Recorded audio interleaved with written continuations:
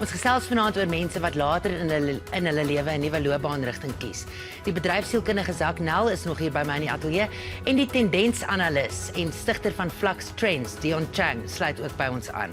Now Dion, I just said we are speaking about people who have made career changes, but so have you. Yes, I have. And what were they?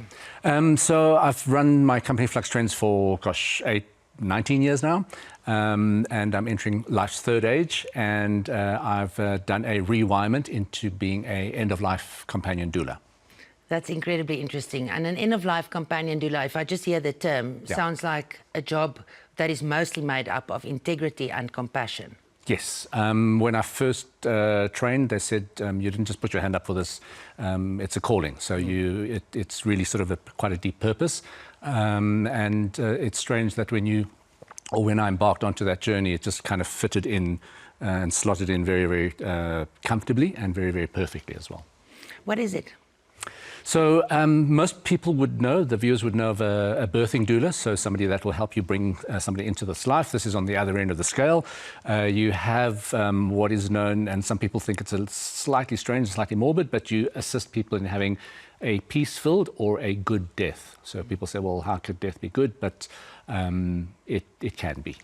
But that speaks to mindfulness, nee, Zak. So ons het gepraat oor die ekonomie voor die advertensies. Nou wat vir my interessant is van wat Dion gesê nou en wat Marie gesê het, how you spend your days is how you spend your life, en sy stap nou in die berge, versus wat jy gesê het oor die ekonomie, is aan die een kant het ons hierdie kapitalistiese druk, en aan die ander kant het ons hierdie druk om ons roeping te volg. Is die twee verskillende dinge?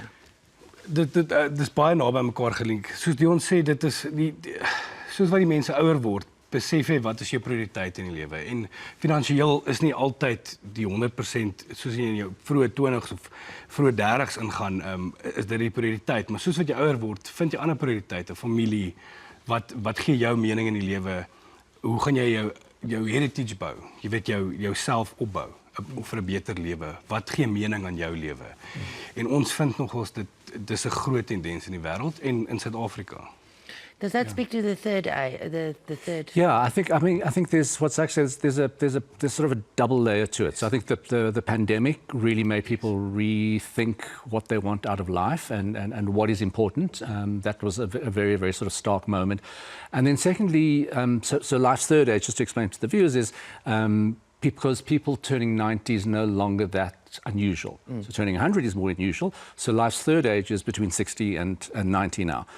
So when all of the algorithms say that you need to retire at 60 or 65, then what do you do for another 2 decades with good cognitive function and you need to find your purpose. So, and I think that's where, I think when you're starting to get to that third age, there's a term called you experience the shrinkage of time. And then you really start saying, what is important to me? What do I need to do? And it's very interesting that most people that are approaching, or a generation that's approaching retirement, fears retirement more than they fear death, which is quite unusual. It speaks to a generation that put their entire personas into a career and kind of didn't think about life, and now you're trying to catch up with that. And it's very different to say a Generation Z that's coming through who draw very, very distinct boundaries between work, life and play.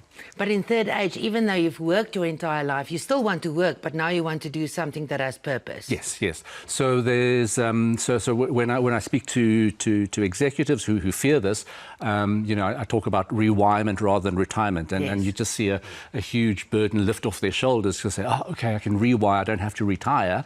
But then there's also, when you do reach that, companies say this is your retirement age, there are 4 stages as well. So the first is euphoria. Okay, I can play golf all day long, which doesn't last that long. Then becomes the depression. That's the dangerous part, is people start questioning what they want to do. The third one is that rewirement. Let's do something, let's study, let's create something of a purpose. And then the fourth one is more a philanthropic one. So it's like, how do I give back to life? Sounds fantastic. I'm so glad to hear this. Ons is nou weer terug.